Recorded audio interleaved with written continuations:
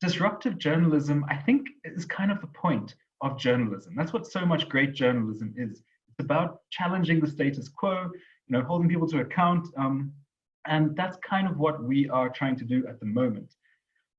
The World Health Organization has said that the world is fighting not one, but two wars right now. The first is against the pandemic. And this is not a war that I can contribute much to. I have no medical skills, but I'm very grateful to the doctors and nurses and healthcare professionals who are on the front lines. But as a journalist, I find myself on the front lines of that second war, which the WHO calls an infodemic. Now, an infodemic just means that there is so much information on our TVs and phones and computers that we are overwhelmed, that ordinary consumers of news, ordinary people have no idea how to sort the real from the fake, the true from the false. Who can we rely on? Who do we trust? How do we get reliable information? So today I want to talk to you about what it's like being on the front lines of the infodemic.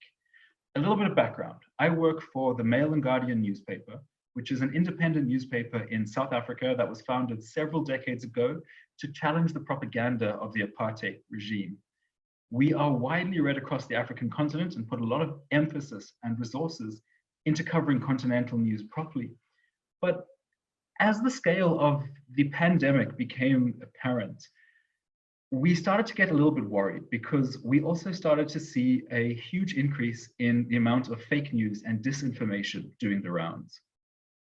The thing that worried us the most was just even talking to our friends and family members who are all, smart, well-educated people that we love, but they kept asking us ridiculous questions. Simon, does 5G really cause corona? Simon, was the virus made in a lab in China?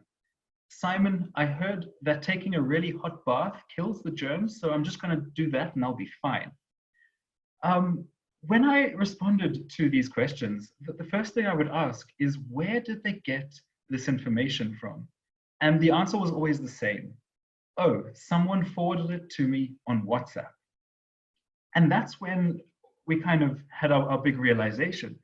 For most people in South Africa, and this is true for many other African countries, WhatsApp has become the primary means of communicating information. For us, WhatsApp is the front line of the infodemic. And you know what? No major media organization has any formal presence on WhatsApp. If this really is a war, then we're not even on the same battlefield as our enemy. There's a huge potential audience out there. They're stuck in lockdown, they're on their phones, they're desperate for reliable information, and we're not meeting that audience where they are. And we had to find a way to fix this. So about a month ago, some colleagues and I hatched a plan. Now, I wish that we could claim credit for it, but the plan was not entirely original. There is a Zimbabwean news organization called 263 Chat, run by a media visionary called Nigel Mugamu.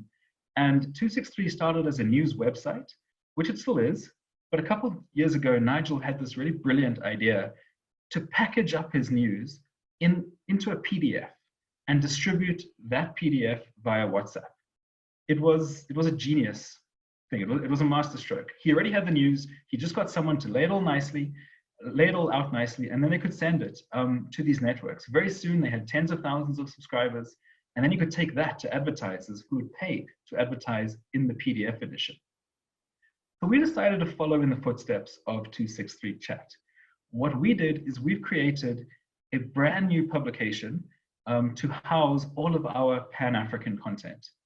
Now, we've called this thing The Continent, and we describe it as a newspaper, but it's not a traditional newspaper. It's not printed. There's no website.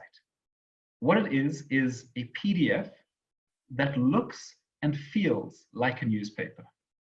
I've asked Nizam to send around the link on the group. You can download the latest edition for free and have a look for yourself, see what it looks like.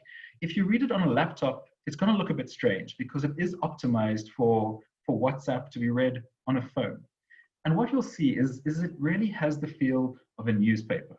It's also got the quality standards of a high-end product, both in the writing and in the design. And this was really important for us because that's quite difficult to mimic. Most fake news looks and sounds kind of amateurish. The quality of our design and writing is a big part of how we can convince our audience to trust us. But the most obvious benefit of this model is distribution. Most countries are on lockdown. You can't cart around physical newspapers. People can't access physical newspapers. People also struggle to access websites in many African countries because data is expensive. Whereas WhatsApp on many cell phone providers has a sort of zero-rated service or is comparatively much cheaper. So when we are printing this newspaper, as we say, there are no distribution costs. It's almost entirely free. And that means that this thing can travel far and wide. Within a week of our launch, and we had no advertising with the exception of a couple of tweets, we had built up a database, a subscriber database of a few thousand people. Now, just think of the exponential power of this network. We send our edition to a few thousand people. Each of those people forwarded on to a few of their friends or a few of their WhatsApp groups. Each of the people that receive it there forwarded to a few more. Suddenly you're talking about audiences in the tens of thousands of people, perhaps hundreds of thousands. It can also be passed between cities and across borders in seconds. The response has been extraordinary. We are only on our third issue. So it took sort of 2 weeks from conceptualization to the first issue. We've now just published our third issue yesterday. We've had people all over the world getting in touch with us to sign up. Many of our sort of friends and contacts have told us that they received the publication via other friends in WhatsApp groups. So the sort of exponential thing is working, that those viral networks are coming into effect. Donors have been in touch, they're interested. The BBC World Service has been in touch. They want to know how we're doing this. And I know for a fact that several Kenyan media houses are planning to copy us, which we strongly encourage. We think that all the interest is because this is, or it has the potential to be a genuinely disruptive model for the journalism business. It's already disrupting the space because it's getting into places that we couldn't get into before, places where journalism and quality journalism is hard to find.